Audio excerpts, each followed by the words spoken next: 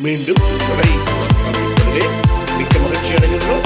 நான் இலங்கையில் இருந்து மதுரை போதனா வைத்தியசாலையில் இருந்து வைத்தியர் விஷால் ஈரலிலே ஏற்படுகின்ற திரும்ப புற்றுநோய், அதாவது ஹெப்படோசெல்லுலர் கார்சினோமாவை பற்றி நாங்கள் பார்த்து கொண்டிருக்கின்றோம்.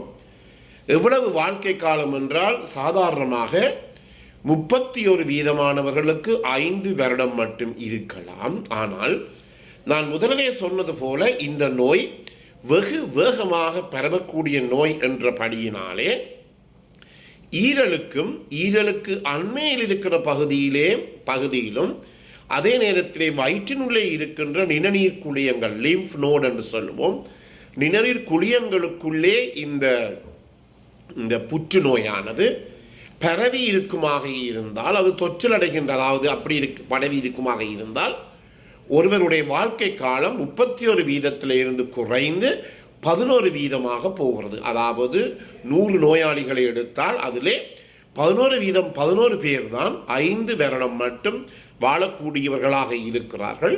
மற்றவர்கள் எல்லாம் மிக விரைவிலேயே இறந்து விடுவார்கள்.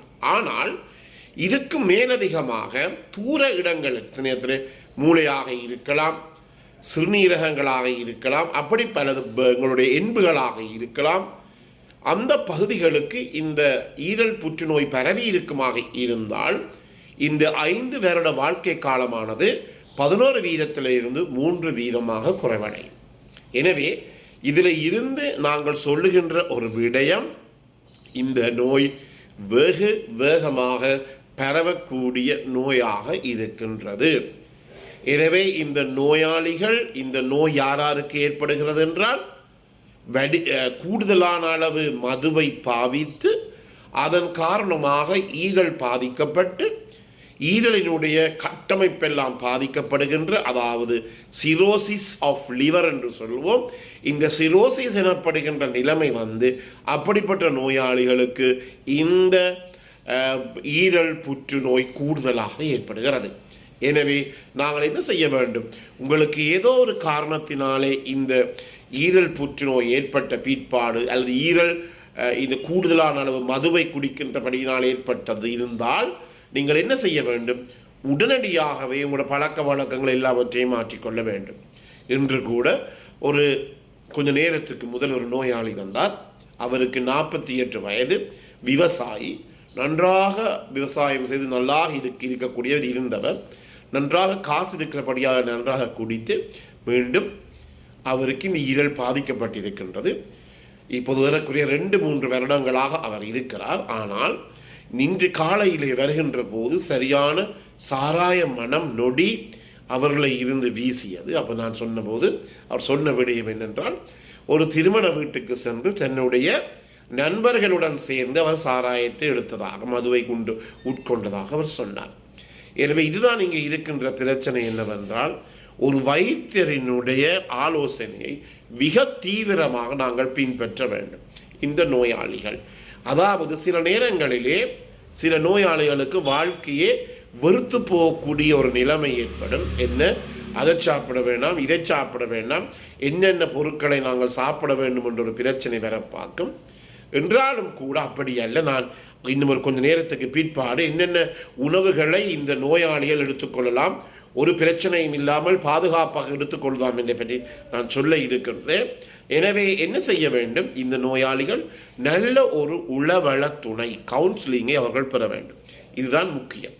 இந்த காலையில் வந்த நோயாளி தான் சொன்னார், ஐயா, நான் இந்த உலகத்தில் இருப்பதிலே ஒரு விதமான அர்த்தமும் கிடையாது, அங்கே போகக்கூடாது, இங்கே போகக்கூடாது, நண்பர்கள், முக்கியமான அவர்களுக்கு ஒரு பிரச்சனை என்னவென்றால் நண்பர்களுடன் சேரக்கூடாது, நண்பர்களுடன் சேர்ந்தால் அங்கு மது எப்போதுமே சேரும் என்றபடியினாலே அங்கே அவருடைய பிள்ளைகளோட மனைவியினுடைய கட்டளை என்னவென்றால் நண்பருடன் சேரக்கூடாது என்று. இதன் காரணமாக அவர் மனநிலை சரியாக பாதிக்கப்பட்டிருந்தது. இதனால் என்ன செய்தார் என்றால், கடைசியாக ஒரு 2-3 நாட்களுக்கு முதல் ஒரு திருமண வீட்டுக்கு சென்று நன்றாக குடித்து இன்று காலையில் என்னை வருகின்ற போது கூட நன்றாக மனம் அவர்களை இருந்து வந்தது. எனவே இந்த நோயாளிகளுக்கு முக்கியமாக உளவள துணை என்பது முக்கியம், கவுன்சிலிங் முக்கியம். எனவே ஒரு சரியான ஒரு உளவள துணையாளரை கண்டு அதன் மூலமாக அவருக்கு தேவையான அளவு இந்த உளவள துணியை நாங்கள் அளிப்பது மிகவும் முக்கியம். இல்லாவிட்டால் நோயாளி ஏனோ தானோ என்று கடைசியிலே மீண்டும் அவர் மதுவுக்கு அடிமையாகி 2-3 மாதத்திற்குள் தங்கள் உயிரை அவர் இறந்து விடுவார். இப்படிப்பட்ட நோயாளிகள் பல பேரை நான் கண்டிருக்கின்றேன். எனவே இதுதான் இங்கு இருக்கிற பிரச்சனையாக இருக்கின்றது. அதே நேரத்தில் இன்னும் ஒன்றையும் நாங்கள் சொல்ல வேண்டும். இந்த நோய் மிக விரைவாக பரவக்கூடிய என்றபடியினாலே உங்களுடைய உடல்நிலையில் ஏதாவது ஒரு மாற்றம் ஏற்படுகின்ற போது கட்டாயமாக இந்த நோய் வந்திருக்கலாம் என்று சந்தேகப்படுங்கள். அதான் நான் முதலில் சொன்னேன். உங்களுக்கு அடிக்கடி வயிறு எரிச்சல், வைத்த பிரட்டல், சாப்பாடு சமீபார் அடையாத தன்மை, மெலம் வெளியேறாத தன்மை, இப்படிப்பட்ட பிரச்சனைகள் உள்ளுக்கே இருக்கு. சாதாரணமாக உடல் மஞ்சளாக போன பிறகு நாங்கள் அனைவரும் பயந்து போயிடுவோம். இது செங்கமாறி ஜாண்டிஸ் என்று சொல்லி உடனடியாக இழப்பார். ஆனால் இப்படி அஜீர்ணம் கோளாறுகள், மெலம் வெளியேறாத தன்மை, இப்படி பிரச்சனை வருகின்ற போது, சாப்பிட முடியாத தன்மை வருகின்ற போது நாங்கள் கூடுதலான அளவு இதை பற்றி யோசிப்பது கிடையாது. கடைசியிலே இந்த நோய் பிந்திய நிலையிலே கண்டுபிடிக்கப்படுகின்ற போது 150% இந்த புற்றுநோய் கலங்களானது உடல் முழுவதும் பரவியிருக்கு. அதன் பிற்பாடு இந்த நோயாளிகளை காப்பாற்றுவது மிகவும் கடினம். மிக கஷ்டமான ஒரு காலத்துக்குள்ளே சென்றுதான் அந்த நோயாளிக்கு மரணம் அல்லது இறப்பு ஏற்படும். எனவே இதை பற்றி நாங்கள் சிந்திப்பது மிகவும் முக்கியம். எனவே மது அருந்துபவர்கள், சாராயம் குடிப்பவர்கள் இந்த நிகழ்ச்சிக்கு பிறகு உடனடியாகவே அதை நீங்கள் நிப்பாட்ட வேண்டும். காலம் பிந்தவில்லை.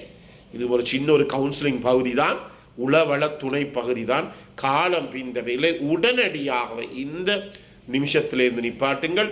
உங்களுடைய நண்பர்களுடன் சேருகின்ற போது தயவு செய்து சொல்லுங்கள், இதை மட்டும் சொல்லிக் கொள்ளுங்கள். அதாவது உங்களுடைய ஆரோக்கிய நண்பர் உயிரோடு இருக்க வேண்டும் என்று சொன்னால் இதை நீங்கள் நிப்பாட்ட வேண்டும். சரியா? இதை நிப்பாட்டின பிற்பாடு உடனடியாகவே ஒரு வைத்தியரை கண்டு ஒரு ஆலோசனையை பெறுங்கள். உங்களுடைய பிரச்சனையை சொல்லுங்கள். நான் இவ்வளவு காலம் குடித்து கொண்டு வந்தேன், எனவே என்னுடைய ஈரோட நிலைமை நான் பார்க்க விரும்புகிறேன் என்று சொல்லி அவருடைய ஆலோசனைப்படி வயிற்றை நீங்கள் ஒரு படம் பிடித்து அல்லது அல்ட்ராசவுண்ட் ஸ்கேன் பிடித்து பார்க்க வேண்டும். எனவே முக்கியமாக இந்த நிகழ்ச்சியை கேட்டுக்கிற அனைத்து அன்பர்களும் கூடுதலான அளவு இதிலிருந்து வெளிவருவது எப்படி என்றால், நீங்கள் மத நடவடிக்கைகளில் ஈடுபடலாம், சமுதாய சேவைகளில் ஈடுபடலாம். நாங்கள் கூட நாங்கள் மருத்துவ பீடத்துக்கு சென்று பல்கலைக்கழகத்தில் இருந்தாலும் கூட இவ்வளவு நாளும் நாங்கள் மதுவை தொட்டதே கிடையாது என்றபடியினால் அது முடியும். சில பேரை நான் கண்டிருக்கின்றேன். வெளிநாடுகளில் வசிப்பவர்கள் கூட இன்னும் மதுவை தொடாதவர்களை கனவேரை கண்டிருக்கின்றேன். எனவே முடியும் என்றபடியாக இன்னும் உங்களுக்கு காலம் பிந்தவில்லை. உடனடியாகவே இதில் இருந்து முடிபடுங்கள். அதே நேரத்தில் இப்போது நவநாகரிக உலகத்திலே பெண்கள் கூட இந்த பழக்கத்துக்கு அடிமையாக இருப்பதாக பலதரப்பட்ட தகவல்கள், பல நோயாளிகள் கூட என்னிடம் இருக்கின்றார்கள். எனவே அவர்கள் கூட இவற்றில் இருந்து முற்றிலுமே வெளிவிட வேண்டும். அதே நேரத்தில் தூர இடங்களில், தங்களை ஊரை விட்டு தூர இடங்களிலே வேலைக்கு போக இருப்பவர்கள் பெண்கள் கூட இவற்றுக்கு அடிமையாக இருப்பதை நாங்கள் காணக்கூடியதாக இருக்கும். பலதரப்பட்ட குடும்ப பிரச்சனைகள் காரணமாக, குடும்ப வாழ்வு பிரச்சனை காரணமாக அவர்கள் இப்படிப்பட்ட பிரச்சனைகளுக்கு அவர்கள் உள்ளாகிறார்கள். எனவே முக்கியமாக நாங்கள் கவனிக்க வேண்டியது என்னவென்றால், இந்த எவ்வளவுக்கு கிரியா நிப்பாட்டுகிறோமோ அவ்வளவு உங்களோட உயிரை நீங்கள் பார்த்து கொள்ள முடியும். நீங்கள் கூட காலம் வாழக்கூடியதாக இருக்கும். எனவே இந்த நிகழ்ச்சி பிடித்திருந்தால் மற்றவர்களுக்கு அறிமுகப்படுத்துங்கள். இதை லைக் பண்ணுங்கள், ஷேர் பண்ணுங்கள். அதே நேரத்தில் மணி சின்னத்தை பெல் சைனை அமர்த்தி சப்ஸ்கிரைப் பண்ணலாம். தேவையான தகவல் தேவையாக இருந்தால் 00947777356245 மூலமாக தொடர்பு கொள்ள முடியும். பிறத்திருந்தால் உங்கள் அனைவருக்கும் இனிய பொழுதாக அமைய அனைவருக்கும் பொதுவான இறைவனை வேண்டி விடை பெறுகின்றேன். நன்றி, வணக்கம்.